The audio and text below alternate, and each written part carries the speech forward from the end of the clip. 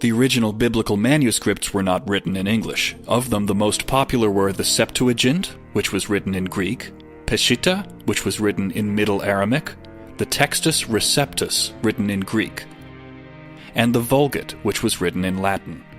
The Septuagint is a pre-Christian translation of the Hebrew Bible, and some related texts into Koine Greek. The Greek manuscripts are called the Codex Vaticanus and Codex Sinaiticus. Fragments are dated around the end of the 2nd century, and complete scripts are dated around the 4th century. The King James Version of the Bible was not translated from the Septuagint, but from the Textus Receptus. Why is this important to know? If you research Rome or Romans, you will notice that it is not recorded in the Old Testament at all, but you will find it in the Apocrypha, which was removed out of the 1611 King James Bible. You can also find the word Romans in the book of Daniel of the Septuagint. Were they deliberately trying to hide who the Romans are? In the Septuagint, the book of Daniel 11:30 translates the occurrence of Kittim in as Romans. Maccabees 1:1 states that Alexander the Great, the Macedonian, had come from the land of Kittim, or the land of the Romans. Jasher 10:16, and the children of Chittim are the Romans, who dwell in the valley of Canopia by the river Tiber. There's a reason why the books were removed out of the Bible, or not included in the scriptures. The Bible mentions the book of Jasher, yet when you pan through the pages, there's no book of Jasher in the Bible. There were more than 100 books not included in the Bible, and I wonder why. There is estimated to be about 100 books that have been either removed or not included in the Bible. The Catholics even debated on whether or not to remove the book of Revelation out of the Bible. Louis Ginsburg, in his book titled Legends of the Jews, writes, "They, Esau and Jacob, will never be in the same estate. Esau will vaunt lords, while Jacob will have kings. They, Israel and Rome, are the two nations destined to be hated by all the world. One will exceed the other in strength. First, Esau will subjugate the whole world." This is a white man's world. The white man from Europe dominates the whole planet. White men go into any country and kill everybody, take over anything they want. This is a white man's country. It's a white man's world. But in the end, Jacob will rule over all. Legends, Volume 1, page 314. Ginsburg further relates that God will call out to the Messiah, roar at this monster that devours the fat of the nations, that justifies its claims for recognition through being a descendant of Abraham by his grandson Esau, the nation that kept Israel back from the study of the Torah, and tempted them to deeds that are in accord with the wishes of Satan. Legends, Volume 3, page 167. Don Isaac Abarbanel, 1437-1508, a wealthy Jewish statesman and philosopher, believed that a tradition existed that many of the early Christians were Edomites. Ernest L. Martin, an author, historian, theologian, and meteorologist, in a book titled The People That History Forgot, claimed that most of the Edomites from Edom and many from Tyre went to the west to Italy and other places, where they became Christian. His book says that the Edomites migrated in masses to western regions of the Roman Empire. They became Christian but retained something of their previous practices and influenced early Christianity with their pagan traditions. Esau, like Jacob, was a mighty man of renown in ancient times. He was an explorer and wanderer, as well as a mighty hunter. He and his descendants, the Edomites, also founded or were part of the founding of such ancient world empires as that of Rome, Troy, Tyre, and Carthage, Italy, as well as Spain and the Ottoman Empire. In fact, the book of Jasher contains the following pertinent information. "And the children of Chittim continued their pursuit of Edom, and they smote them with a great slaughter, and Edom became subject to the children of Chittim. And the children of Chittim ruled over Edom, and Edom became under the hand of the children of Chittim, and became one kingdom from that day. And from that time they could no more lift up their heads, and their kingdom became one with the children of Chittim." This is one very important passage, and may be the reason why the book of Jasher was not included in the Bible. It reveals the history of Esau or Edom, and that the children of Chittim are the Romans. Edom became subject to the children of Chittim, and they became one kingdom from that day. Edom's kingdom became one with the children of Chittim, the Romans. But it didn't end there.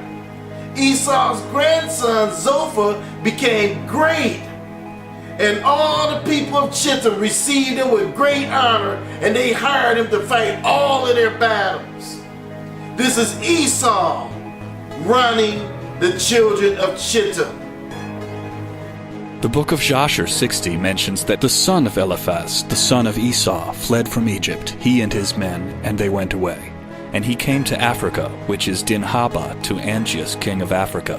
And Angeas received them with great honor, and he made Zepho the captain of his host. Jasher chapter 61:12. And when Zepho, the son of Eliphaz, saw that Angeas despaired of going forth to battle with the Egyptians, Zepho fled from Angeas, from Africa, and he went and came unto Chittim. And all the people of Chittim received him with great honor, and they hired him to fight their battles all the days. And Zepho became exceedingly rich in those days. Jasher 61:24. And the children of Chittim saw the valor of Zepho, and the children of Chittim resolved, and they made Zepho king over them, and he became king over them. And whilst he reigned, they went to subdue the children of Tubal, and all the surrounding islands. What surrounding islands are they referring to? Chapter 10. Now these are the generations of the sons of Noah, Shem, Ham, and Japheth, and unto them were sons born after the flood. The sons of Japheth, Gomer, and Magog, and Madai, and Javan, and Tubal, and Meshech, and Tyrus. And the sons of Gomer, Ashkenaz, and Riphath, and Togarmah. And the sons of Javan, Elisha, and Tarshish, Kittim, and Dodanim. By these were the isles of the Gentiles divided into their lands, every one after his tongue, after their families, in their nations.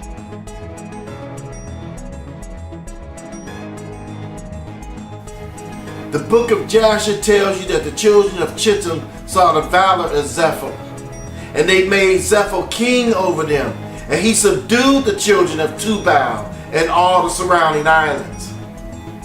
Who are the children of Tubal? Tubal was one of the sons of Japheth. Jasher makes it clear that Esau's grandson not only conquered Tubal, but all the surrounding islands of Japheth. He took over their land and totally subdued the sons of Japheth. The book of Jasher 61. And their king Zepho went at their head, and they made war with Tubal and the islands, and they subdued them. But when they returned from the battle, they renewed his government for him, and they built for him a very large palace for his royal habitation and seat, and they made a large throne for him.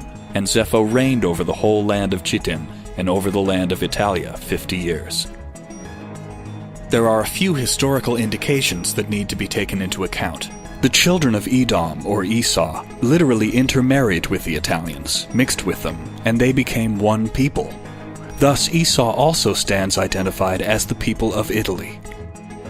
Once the Edomites distorted the true teachings of the early believers, he began to deceive and take on the identity of other people, and rewrite history. There is the prophetic statement by the prophet Amos seems to shadow a strong affinity between Tyre and Edom. Thus saith the Lord, For 3 transgressions of Tyrus, and for 4, I will not turn away the punishment thereof, because they delivered up the whole captivity to Edom, and remembered not the brotherly covenant. Rabbi Shlomo Yitzhaki was quoted saying, Tyre was colonized by Esau. The city of Tyre was colonized by a king with the name of Arythus, meaning King Red, who came from an area on the Red Sea, indeed even the Red Sea itself, which included all of what we call the Indian Ocean today, and the Persian Gulf too. was named after this King Erithus. This King Red, or in Hebrew, Edom, was supposed to be the first to sail rafts on the waters of the Red Sea for trading purposes. The first references to him show him in the Persian Gulf part of the Red Sea. Justin Martyr, however, in his garnering of early Tyrian historical events, Justin Martyr Dialogues with Trypho, said that the original Tyrians came to Tyre from the Assyrian Sea, which many actually feel was the Dead Sea. This, indeed, was the original territory where Edom first resided. But Edom expanded. Trading colonies were established on the Mediterranean coast, in the Red Sea at Aqaba, and on the Persian Gulf. It was reckoned that in early times, even before the time of David, descendants of the Edomites, or a portion of them, moved from their areas south and east of Jerusalem into the northern coastal towns of Sidon, and then to Tyre, where they made their northern capital. The king of Tyrus, which is Tyre, is none other than Satan. Thus Satan is the king of the Edomites and their father. Moreover the word of the Lord came unto me, saying, Son of man, take up a lamentation upon the king of Tyrus, and say unto him, Thus saith the Lord God, Thou sealest up the sum full of wisdom and perfect in beauty. Thou hast been in Eden, the garden of God. Every precious stone was thy covering, the sardius, topaz, and the diamond, the beryl, the onyx, and the jasper, the sapphire, the emerald, and the carbuncle and gold. The workmanship of thy tabrets and of thy pipes was prepared in thee in the day that thou wast created. Thou art the anointed cherub that covereth, and I have set thee so. Thou wast upon the holy mountain of God. Thou hast walked up and down in the midst of the stones of fire. Thou wast perfect in thy ways from the day that thou wast created, till iniquity was found in thee. By the multitude of thy merchandise they have filled the midst of thee with violence, and thou hast sinned. Therefore I will cast thee as profane out of the mountain of God, and I will destroy thee, O covering cherub, from the midst of the stones of fire. Satan is that anointed cherub. He's a cherubim, an angelic being. He is full of wisdom and perfect in beauty. Who else can it be? This is not a man that is referred to in Ezekiel chapter 28. Ezekiel called him an anointed cherub. He also mentioned that the king of Tyre, or Tyrus, was where? In Eden. Well, we know that according to the scriptures, the Most High put two angelic beings to block anyone from ever going back into Edom. So if anyone was ever in Edom, the only three people that the scripture mentions were in Eden was who? Adam, Eve, and Satan. And we know it's not talking about Adam and Eve. So we know that this person that was in Eden, the anointed cherub, is none other than who? Satan. Satan is the king of Tyrus, or Tyre, the capital of the Edomites. Also notice this, that if you look up the word Tyre or Tyre and Tyrus, you get the same Hebrew word for both, Tisor. Tsor, the same as Tsor, a rock, Tsor, a place in Palestine, Tyre, Tyrus. The worldview of Esau has been passed down as a cultural inheritance throughout history, from Edom to the Roman Empire to the Catholic Church to modern Europe, and most recently to the United States and its empire. In other words, Western civilization as a whole. Now it's important to note that Edom has covered the earth like dew. Most Christians are completely unaware that Esau or Edom is the founder of their religion, Christianity. They continue to teach that Japheth is the white man, which is not completely true. Esau infiltrated, subdued, conquered, and blended with Japheth in his land, and this is where they ceased to be a separate people. Edom has been assuming identities, conquering countries for thousands of years, whitewashing and changing history to cover his tracks. Another thing that Esau has been doing is editing scripture. He's been adding, taking away, manipulating things, all to control believers. Why do you think the book of Revelation says that if any man adds or take away from this book, that the plagues will be added unto him? The Most High said that for a reason, because he knew that this was going to take place.